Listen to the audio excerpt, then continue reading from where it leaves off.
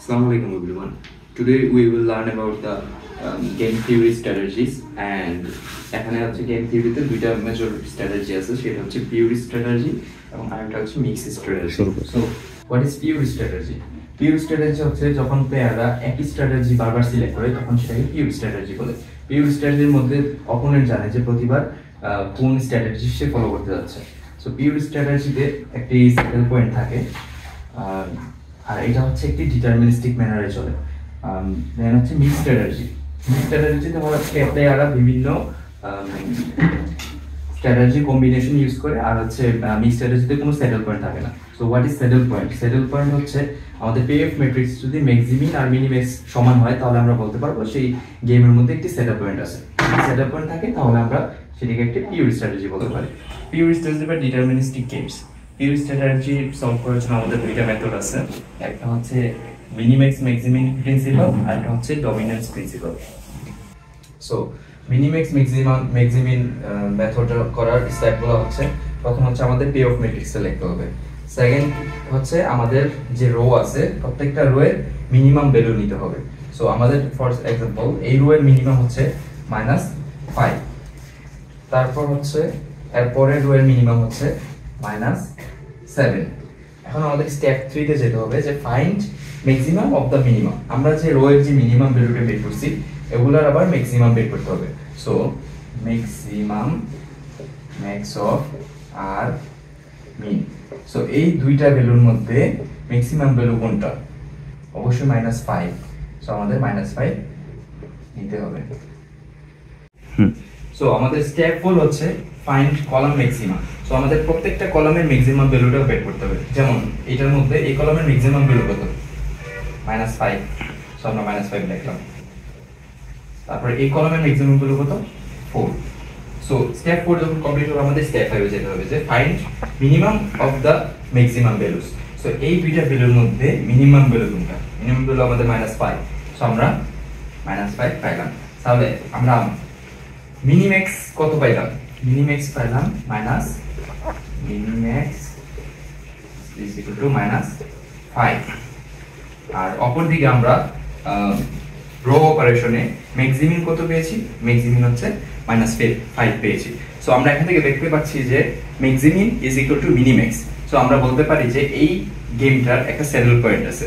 So this game is valid and this is a pure strategy. So আমরা বলতে পারি যে এই গেমের ভ্যালু কত হয়? Value of the game value is equal to -5। So value যেহেতু আমাদের -5, তার মানে হচ্ছে হয় আপন গাড়িতে গিয়ে 5 মিনিট আগে পৌঁছাবে অথবা শাহিন বাইকে গিয়ে 5 মিনিট দেরিতে পৌঁছাবে। সো আমরা আরেকটা एग्जांपल দেখি। এই एग्जांपलটার মধ্যে হচ্ছে আমরা দেখতে পাচ্ছি একটি পে অফ ম্যাট্রিক্স দেয়া আছে। সো এই পে অফ ম্যাট্রিক্সে আমাদের প্রথম কি করতে হবে যে আমাদের রোগুলোর যে মিনিমাম ভ্যালুটা সেটা আমাদের আইডেন্টিফাই করে লিখতে হবে। সো এই রো এর মিনিমাম ভ্যালু কত? -5। -5 লিখলাম। তারপরের রো এর -6 লিখলাম। দেন তারপর হচ্ছে 0। সো আমাদের আর্মিন বা রো এর যে মিনিমাম ভ্যালু সেটা আমরা পাইছি। এখন আমাদের যে আর্মিনের ভ্যালু পাইছি সেটার মধ্যে আবার ম্যাক্সিমামটা আমাদের সিলেক্ট করতে হবে। তাহলে ম্যাক্স অফ আর মিন ইজ ইকুয়াল টু কত? ম্যাক্সিমাম এখন হচ্ছে 0। এখন আমাদের কি করতে হবে যে কলামের যে ম্যাক্সিমাম ভ্যালু সেগুলো হচ্ছে নিতে হবে। সো এই কলামের মধ্যে ম্যাক্সিমাম ভ্যালু কত? 5। সো আমরা 5 নিলাম। তারপর হচ্ছে কত? 0। আমরা 0 নিলাম। এই কলামের মধ্যে হচ্ছে 2, আমরা 2 নিলাম। আর এই কলামে হচ্ছে 8, আমরা 8 নিলাম। সো এই যে ম্যাক্সিমাম ভ্যালু পেয়েছি এই ম্যাক্সিমাম ভ্যালুর আবার আমাদের মিনিমাম ভ্যালু নিতে হবে। সো আমরা মিনিম্যাক্স ভ্যালুটা পেয়ে যাব। তাহলে মিনিম্যাক্স আমরা কত পাই? মিনিম্যাক্স হচ্ছে 0। মিনিমাম ভ্যালু এখানে কত? 0। আর এখানে আমরা ম্যাক্সিমিন কত পাই? ম্যাক্সিমিনও পাই =0। সো আমরা বলতে পারি যে minimax is equal to maximin. So যেহেতু এই দুইটা সমান তাহলে আমরা বলতে পারি এর একটি স্যাডেল পয়েন্ট রয়েছে। এই স্যাডেল পয়েন্টের ভ্যালু কত? Value v is equal two 0। So value যেহেতু 0 তাহলে আমরা বলতে পারি এই গেমটি হচ্ছে একটি ফেয়ার গেম। ভ্যালু যদি 0 না হতো তাহলে আমরা বলতে পারতাম যে এটা একটি ফেয়ার গেম না। সো আমাদের আরেকটা প্রিন্সিপাল হচ্ছে ডমিনেন্স প্রিন্সিপাল। তো ডমিনেন্স প্রিন্সিপাল ইউজ করা হয় যখন আমাদের কলাম এবং রো ছোট করতে করতে আমরা লাস্ট পর্যন্ত একদম যদি আমাদের সেটেল পয়েন্ট থাকে তাহলে আমরা একটা লাস্টে ভ্যালু পাবো, ডিরেক্ট যাতে মাইনাস করতে করতে না ভ্যালু পাই। সো ডমিনেন্স প্রিন্সিপালের চারটা বেসিক্যালি মেথড আছে। সো একটা হচ্ছে row dominance operation. So row dominance হয় কি যে আমাদের এখানে দুইটা রো আছে। সো দুইটা রো এর মধ্যে আমরা প্রত্যেকটা এলিমেন্ট কম্পেয়ার করে দেখব, যদি একটা রো এর এলিমেন্ট অন্যটি রো এর থেকে বড় হয়ে যায়, প্রত্যেকটা এলিমেন্ট যদি বড় হয় তাহলে কি যে এলিমেন্টটা ছোট, যে রোটা ছোট সেই রোটা আমরা ডিলিট করে দিতে পারবো। যেমন এখানে আমরা দেখি যে R2 এর প্রত্যেকটা এলিমেন্ট 5 6 -3, R1 প্রত্যেকটা এলিমেন্ট থেকে কিন্তু বড়। সো এখানে আমরা বলতে পারি যে R2 ডমিনেটস R1, তাহলে আমরা কি R1 হচ্ছে ডিলিট করে দিতে পারবো অথবা R1 ক্যান্সেল করে দিতে পারবো, শুধুমাত্র আমরা এই R2 রো নিয়ে আমরা কাজ করতে পারবো। দ্বিতীয় হচ্ছে column dominance. So column dominance হয় যে একটি কলামের প্রত্যেকটি এলিমেন্ট যদি তার পাশের কলাম থেকে বড় অথবা তার সমান হয় তাহলে সেই কলামটি হচ্ছে ডিলিট হয়ে যাবে। যেমন এখানে হচ্ছে আমরা দেখতে পাচ্ছি যে কলাম 1 এর যে এলিমেন্টগুলো আছে প্রত্যেকটি হচ্ছে কলাম 2 এর এলিমেন্ট থেকে বড়। সো আমরা বলতে পারি যে এখানে কলাম 2 যেটা C2 ডমিনেটস C1। সো আমরা কি করতে পারি, C1 আমরা ডিলিট করে দিতে পারি, শুধুমাত্র এই কলামটুকু রাখতে পারি। সো আমাদের থার্ড প্রিন্সিপাল হচ্ছে modified row dominance. So modified row dominance থেকে আমরা বুঝতে পারছি যে আমাদের রো গুলোকে মডিফাই করতে হবে। সো যেমন ফর এক্সাম্পল আমাদের এই একটা পে অফ ম্যাট্রিক্স দেয়া আছে। সো আমরা দেখছি যে এটা সরাসরি আসলে আমরা কোনো রো বাদ দিতে পারতেছি না। সো আমাদের এখন কি করতে হবে, মডিফাইড রো ডমিনেন্সটা অ্যাপ্লাই করা যেতে পারে। যেমন আমরা দেখতে পারি যে এখানে নিচের যে কোনো দুইটি রো, রুলসটি হচ্ছে আমাদের যে কোনো দুইটি রো এর হচ্ছে মানে সরাসরি এই দুইটা এলিমেন্ট যোগ করে এভারেজ বের করে যদি সেই এভারেজটা উপরের কোনো রো অথবা তার থেকে সমান অথবা বড় হয় তাহলে আমরা সেই রোটা আমরা ডিলিট করতে পারবো। যেমন এখানে আছে যেমন 5 + 0, ঠিক আছে, 5 + 0 ডিভাইড বাই হচ্ছে 2, এভারেজ আছে 2.5, আর 8 + 0 ডিভাইড বাই 2 কত আসে, 4 আসে। সো আমরা দেখতে পাচ্ছি আমাদের দুইটা এলিমেন্ট আছে 2.5 এবং 4। স্টিল আমরা দেখতে পাচ্ছি যে এই যে এই 2.5 এই 2 থেকে বড় এবং এই যে 4 এই 4 এর সমান। সো আমাদের শর্ত ছিল সমান অথবা যদি বড় হয় তাহলে সেই রোটা হচ্ছে ডমিনেট করবে। সো আমরা দেখতে পাচ্ছি যে 2.5 এবং 4 এই রোটা হচ্ছে A1 রোকে ডমিনেট করতেছে। সো আমরা A1 রোটা আমরা ডিলিট করে দেব, ডিলিট করে দিতে পারবো। সো 4 নাম্বার মেথড হচ্ছে মডিফাইড কলাম মেথড। অনেকটা মডিফাইড রো ডমিনেন্স মেথডের মতোই সিমিলার। এখন হচ্ছে আমাদের কলাম ওয়াইজ অপারেশন করা হবে। সো আমরা এখানে দেখতে পাচ্ছি যে কোন কলামই কিন্তু ডাইরেক্টলি আমরা বাদ দিতে পারতেছি না। সো আমাদের এখানে এভারেজ বের করে দেন হচ্ছে বাদ দিতে হবে। যেমন আমরা B2 এবং B3 কলামের এভারেজ বের করি। যেমন 15 + 1 15 + 1 ডিভাইড বাই 2 যেগুলো কত আসে 8 আসে। তারপর হচ্ছে -1 + 4 -1 + 4 ডিভাইড বাই 2 কত আসে 1.5। সো আমরা দেখতে পাচ্ছি যে এই যে 8 এখানে 8 আসছে, এখানে 1.5 আসছে। সো আমরা দেখি B1 কলামের সাথে এই মডিফাইড কলামটা আমরা কম্পেয়ার করে দেখি যে 8 = 8 এবং 3 is greater than 1.5। সো আমরা শর্ত মতে আমরা বলতে পারি যে B3 অথবা নতুন modified column dominates B1 column. So আমরা B1 কলামটা সুন্দর করে এখান থেকে ডিলিট করে দিতে পারি। এটা হচ্ছে আমাদের modified column method. So dominance মেথডের আমরা একটা নতুন एग्जांपल করতে যাচ্ছি। এই যে আমাদের একটা পে অফ ম্যাট্রিক্স দেয়া আছে। সো পে অফ ম্যাট্রিক্স আমরা দেখতে পাচ্ছি যে আসলে এখানে আমাদের রো কলাম, তারপর হচ্ছে মডিফাইড রো মডিফাইড কলাম আমাদের মেথড এখানে অ্যাপ্লাই করতে হতে পারে। সো আমরা এখানে দেখি যে প্রথমে P2 কলামের সাথে দেখি আমরা P1 কলাম। P2 কলামের প্রত্যেকটা এলিমেন্ট P1 এর কলাম থেকে ছোট। সো আমরা এখানে হচ্ছে কলাম মিনিমা একটা অপারেশন চালাতে পারি, এখানে এই কলামটা ডিলিট করতে পারি। সো সেকেন্ডলি হচ্ছে আমরা দেখতে পাই যে এখানে S4 যে রোটা আছে, S3 রোর প্রত্যেকটা এলিমেন্ট S4 রো থেকে ছোট। সো আমরা এখানে S3 রো ডিলিট করে দিতে পারি। এখন আমাদের দেখতে পাই যে আবার P4 কলামের যে প্রত্যেকটা এলিমেন্ট আছে সেটা P2 কলামের এলিমেন্ট থেকে বড়। সো আমরা এখানে P4 কলামের প্রত্যেকটা এলিমেন্ট নিউ করে দিতে পারি। সো আমাদের এখানে দুইটা কলাম আর 3টা রো আছে। সো দেখা যায় কি অপারেশন করা যেতে পারে, একটু পজ কর। সো এরপর হচ্ছে আমাদের S4 এবং S1 রো যদি আমরা দেখি তাহলে S1 এর যে প্রত্যেকটা এলিমেন্ট সেটা হচ্ছে S4 এর প্রত্যেকটা এলিমেন্ট থেকে ছোট। সো আমরা এখানে S1 রো হচ্ছে ডিলিট করে দিলাম। এখন কলাম P3 এবং P2 এর মধ্যে দেখি যে P3 প্রত্যেকটা এলিমেন্ট P2 প্রত্যেকটা এলিমেন্ট থেকে বড়। তাহলে কলাম অপারেশনে এখানে P2 ডমিনেট করতেছে P3 কে। সো আমরা P3 ক্রিয়েট করে দিই। এখন শুধু আমাদের বাকি আছে P2 এবং সো এখন আমরা দেখতে পাচ্ছি যে দুইটা আমাদের রো বাকি আছে। সো এই দুইটা রোর মধ্যে যেটার ভ্যালু ছোট সেটা আমরা ডিলিট করে দেব। সো আমরা যে ভ্যালুটা পাচ্ছি সেটা হচ্ছে 54। সো আমরা বলতে পারি the value of the game is 54.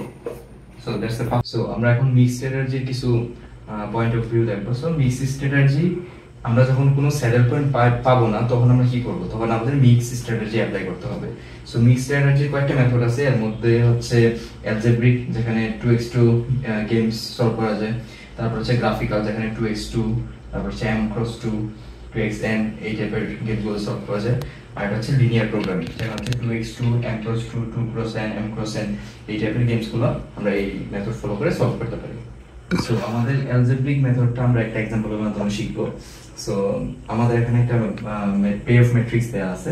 So এই পে অফ ম্যাট্রিক্সটাতে আমরা প্রথমে আমাদের দেখতে হবে যে maximin is equal to minimax হয় কিনা।